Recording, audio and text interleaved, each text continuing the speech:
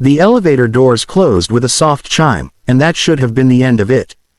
Daniel Harris stood alone inside, staring at his reflection in the brushed steel walls, tie loosened, shoulders slumped, a man trying very hard not to let disappointment spill over. In his hand was a thin folder, his resume creased now from how tightly he'd been gripping it. The interview had lasted exactly 17 minutes. He'd known by minute 10 that he wasn't getting the job. "Thank you for coming in. We'll be in touch." The polite corporate goodbye. Translation: "Don't wait by the phone." As the elevator began its slow descent from the 42nd floor, Daniel closed his eyes. He thought of the babysitter's hourly rate, of the half-empty fridge at home, of the promise he'd made to his 6-year-old son that morning, "Daddy's going to do great today." He exhaled slowly. "You don't always get to keep your promises, kid.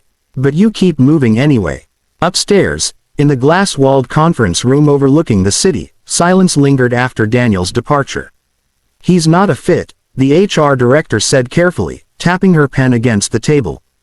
"Good attitude, but gaps in employment. No degree. And honestly, with our pace, a single parent is a risk." At the head of the table, Victor Langston said nothing. Victor was the billionaire CEO of Langston Dynamics. 52 years old, self-made, known in business circles for two things: ruthless standards and an uncanny ability to read people. He had sat through hundreds, maybe thousands of interviews in his career. Most blurred together. This one hadn't. Victor leaned back in his chair, fingers steepled, eyes unfocused as if replaying something only he could see. The way Daniel had answered questions honestly, without polishing his failures. The way his voice had softened when he mentioned his son. The way he hadn't begged, hadn't oversold, hadn't pretended to be someone else. "He didn't fail," Victor said finally. The HR director blinked. "Sir, he failed your checklist," Victor replied. "Not the interview." Down in the lobby, Daniel stepped out of the elevator and headed toward the revolving doors. The building was all glass and steel, a monument to success he felt very far away from. Outside, rain streaked the pavement, the city gray and impatient. He didn't look back. "Daniel." The voice cut through the lobby like a snapped wire. Daniel stopped. For a second, he thought he'd imagined it. Then he turned. Victor Langston was striding toward him at an uncharacteristic pace, suit jacket unbuttoned, expression intent. The receptionist stared, mouth slightly open. Assistants scrambled to keep up. Daniel's stomach dropped. "Did I forget something? Say something wrong?" "Yes," he said cautiously. "You're walking away too fast," Victor said. Daniel frowned. "I thought the interview was over." "It was," Victor said. "And then it wasn't." He gestured toward a seating area near the windows. "Sit, please." People were watching now. Daniel felt every eye on him, heat creeping up his neck. Part of him wanted to refuse to keep his dignity intact and leave before hope could make things worse. But something in Victor's tone, urgent, almost personal, made him nod. They sat. Victor studied him for a long moment. "Why did you really leave your last job?" Daniel hesitated. He'd already answered this upstairs. "My son got sick. Long term. I missed too much work. They needed someone who could show up without complications.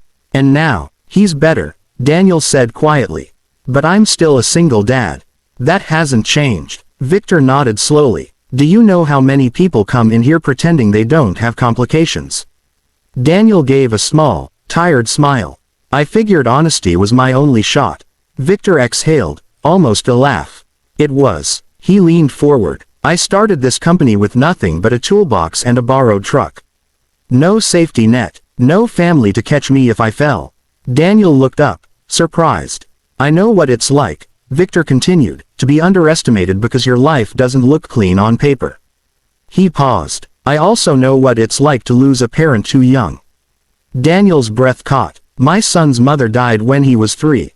Victor's gaze softened. "Then you understand why I ran after you." The words hung between them. "I don't need someone with a perfect resume," Victor said. "I need someone who shows up when it matters. Someone who knows responsibility isn't theoretical." Daniel swallowed. "Are you saying?" "I'm saying," Victor interrupted gently, "that I don't care that you failed the interview." He reached into his jacket and pulled out a card. This one was different.